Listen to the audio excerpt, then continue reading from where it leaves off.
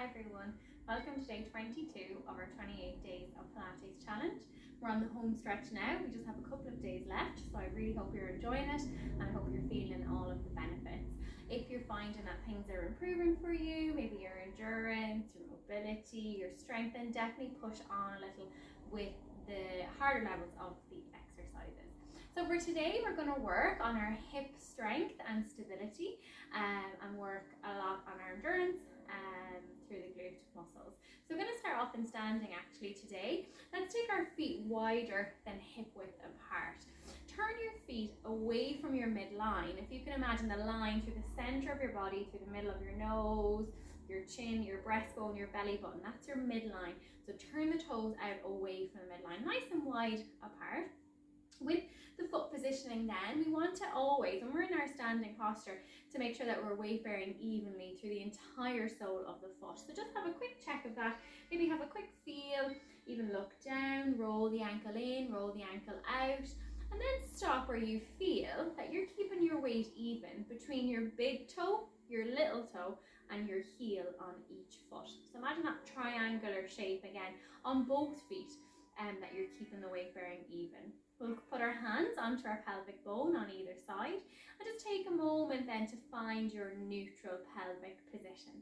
So we're dipping our pelvis forwards and downwards in the front and coming all the way backwards in the other direction, and then we're going to stop halfway between those 2 points. So pelvis is neutral, legs are in position. Let's open our collarbones, lift through the head and neck to create length through the spine, and we'll start with some deep breaths. Inhaling through the nose, opening up the rib cage, exhaling through the mouth, getting us focused on this Monday evening. Inhaling and exhaling, really filling up the rib cage, really filling up the backs and sides of the lungs with each breath. We'll continue that breath now, and as we inhale, we're going to bend both knees and come down to a wide base squat. We exhale as we come back up. So inhale down and exhale back up. As you're coming down, we're making sure that we're not collapsing through the foot and ankle. So really, when you keep your foot and ankle in that lovely position, that triangular weight bearing, if you can think about it again, the big toe, little toe and heel, it will just make sure then that everything else really the whole way up stays in that lovely alignment. So if we keep that nice even weight bearing, you will find that our knees will naturally travel in line with our feet and our toes rather than rolling in, and so will our pelvic bones. Our pelvis will stay really nicely in neutral then. So down and back up. We're inhaling down, exhaling up. Really warming up through the thighs, through the hips, helping to work on our mobility here. We can go a little bit faster now. Once you feel that you have that posture right and you have that control right, making sure that maybe you're not putting all your weight on the big toe or the inner arch of the foot, because then you'll find this will happen, which is not quite the same as doing this. Keep your chest up tall, so it's a little bit different to a normal squat. We're keeping our chest up tall. Maybe imagine both shoulders just staying exactly where they are, pointing forward at the wall opposite you. Let's go for 2 more. Down and exhale up. 1 more.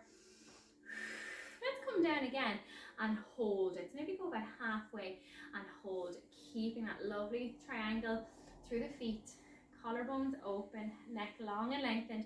Let's hold this position then. We're going to go and pulse a little. Let's go for 10, 9, 8, 7, 6, 5, 4, 3, 2, 1. Hold it. If you've got no underlying issues with your knees or your hips, let's take the feet a little bit wider. We're going to get down a little bit deeper now as we warm up and lift. Same thing with the foot, same thing with the posture, with the pelvis and the rest of the body. We're just getting a little bit deeper now, really opening up through the hips. We're going to go for 4 more. Don't forget the breath. 3, 2, and on the last one, we'll hold again. Check that weight bearing, don't collapse inwards. Keep everything up tall, getting nice and deep. And we're going to pulse again for 10, 9, 8, 7, 6, 5, 4, 3, 2, 1. From here, keep the left knee bent, but we're going to straighten the right. We're going to lean over, lean onto the left thigh, and exhale, stretch up and over, opening the waist. Inhale back to center, go to the opposite side. Exhale, stretch, opening the waist, back to center. Last 2. And release. Last 1. And back to center. Let's come all the way up. So we're going to lie down then in side lying. Let's lie on our right side first to begin the mat work. We're going to use our arm for support, and if you feel you can't, like our previous days, lying on our side, go and grab a cushion or a pillow to support your head or neck. Let's think then about length through the body. We want to create a little gap under the waist to create that nice length and get us into pelvic neutral. We're going to put our hand on the mat for some balance. We're going to stretch both legs out and still remain with that space under the waist. Then let's try and keep the 2 sides of our pelvis stacked. So we want to remain neutral, one hip directly on top of the other hip as we do these movements then. We're taking a breath in to prepare us. And on our breath out, let's lift the top leg, pointing the toes. We're going to flex the ankle as we lower. Inhale to lift, flex, and lower. Exhale to lower.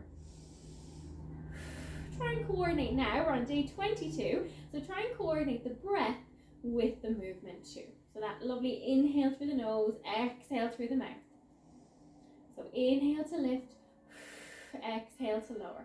If you want to advance on a little bit and challenge your balance and your stability, take the hand that's supporting you on the mat and lift it up onto the top hip. But what you want to aim for is that you don't start to wobble all over the place, and really that challenge is through the pelvic area, through the core, to keep you balanced. So to press on, to really challenge that stability and sideline, put the hand up. If you want to go in the opposite direction and make it a tiny bit easier, more controllable, then bend the bottom knee. So you decide what's good for you. That's it. Let's go for 2 more. Starting to wake up these outer hip muscles now. And drop. 1 more. And drop. At all levels now, let's bend the bottom knee. We're going to keep this top leg up, bending it. You're going to put your hand back on your mat for balance. And now we're going to do another movement here, keeping the space under our waist. We're going to go with the top knee. We're going to drop it down as if it's trying to touch the bottom knee, and then come back to the center position where you started.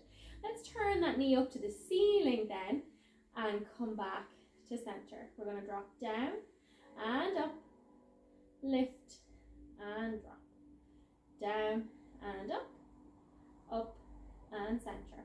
So each time we're coming back to the center.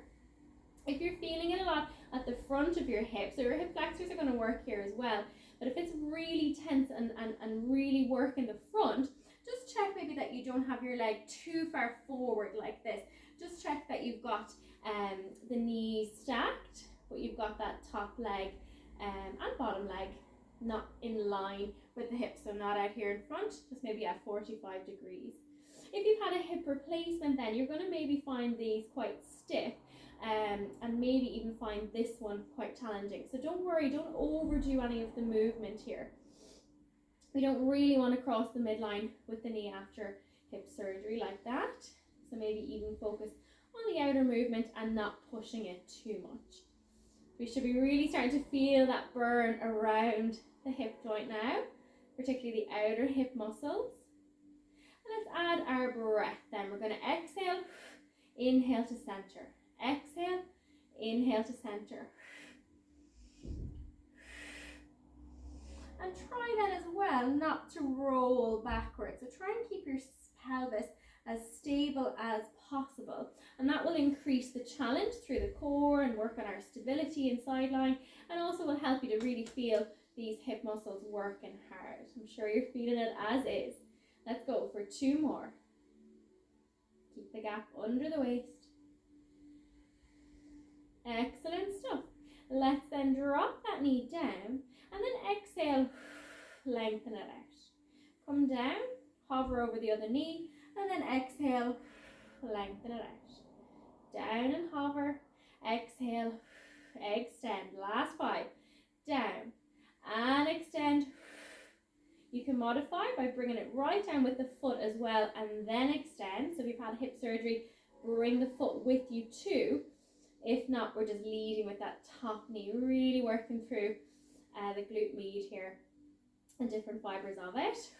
Last one, keep the gap under the waist, balance around the pelvis and hold. Well done. Make sure the toes are relaxed. Let's finish with 10 seconds of our hip circle, making sure the pelvis is really still and controlled. Keep going for 6, 5, 4, 3, 2, 1. Whew. And drop. Well done. Let's take a minute just to give those muscles a little bit of a breather. And now you'll know what to expect on the other side. Everything we do in side lying, we're really making sure we keep that length, so keep the gap under the waist and don't wobble forwards and backwards. And if you can do all of that all the time, then you're going to work really well through these muscles. Let's lift ourselves up then. We're going to turn over onto our back for a second and we'll just take a quick stretch. So let's take the one we lay on out straight. Let's hug the other one in. Don't pull it in too tight if you've had hip replacement. Remember, maybe just stop about there at 90 degrees. Don't go any further. If not, pull it right in. And if you haven't had any hip surgeries, let's pull it across as well. And just get that nice stretch through that area. Breathing in through the nose and out through the mouth.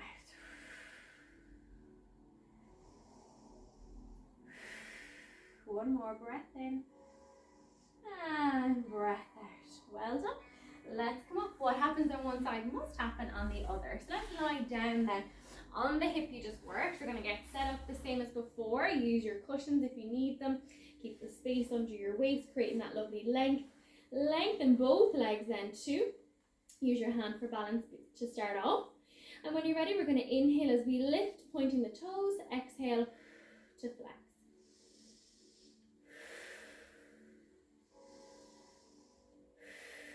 Remember to make it harder.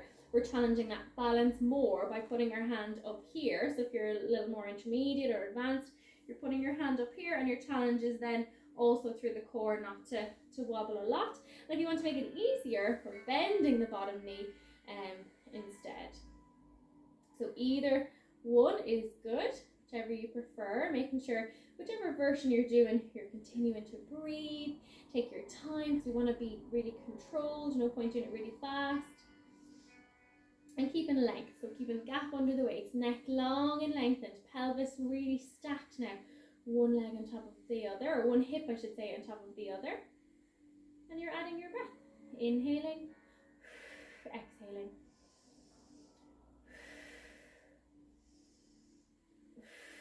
Last 2.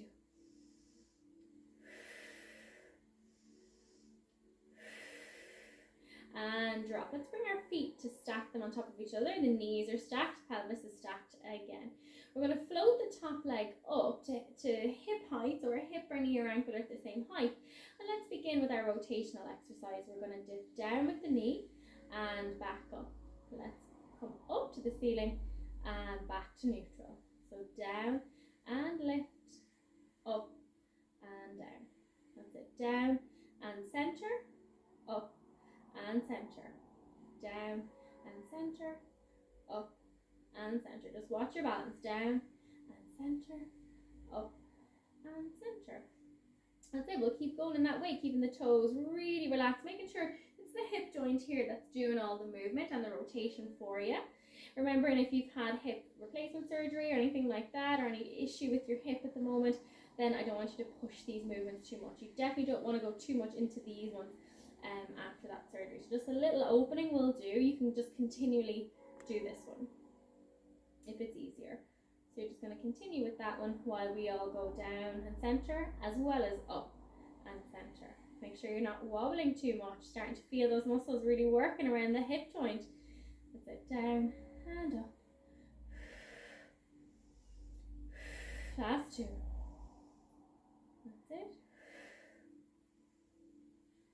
Excellent. Let's pause. We're going to bring that leg right out. Bring it right back down. Just the knee to meet the other knee. And repeat. Inhale to come down. Exhale to push up. Anyone that needs to modify after hip surgery, bring both the foot and the knee down and back out again. Otherwise we're like this, and up, and up. Last 3, down and up. Last 2,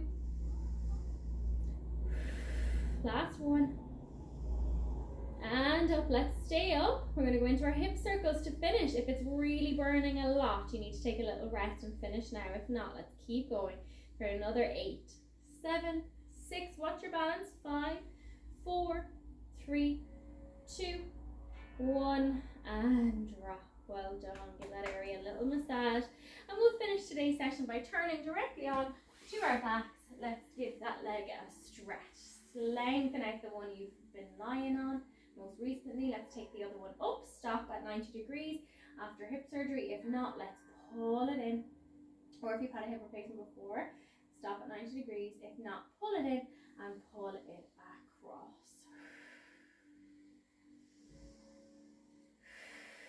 Just let your whole body rest into the floor, and hold this stretch for another couple of seconds. Really think about that deep breath in through your nose and out through your mouth. You can do those stretches again if you like on both sides and hold for a little bit longer. Otherwise, we'll come on up and leave it there for day 22. Thanks a million.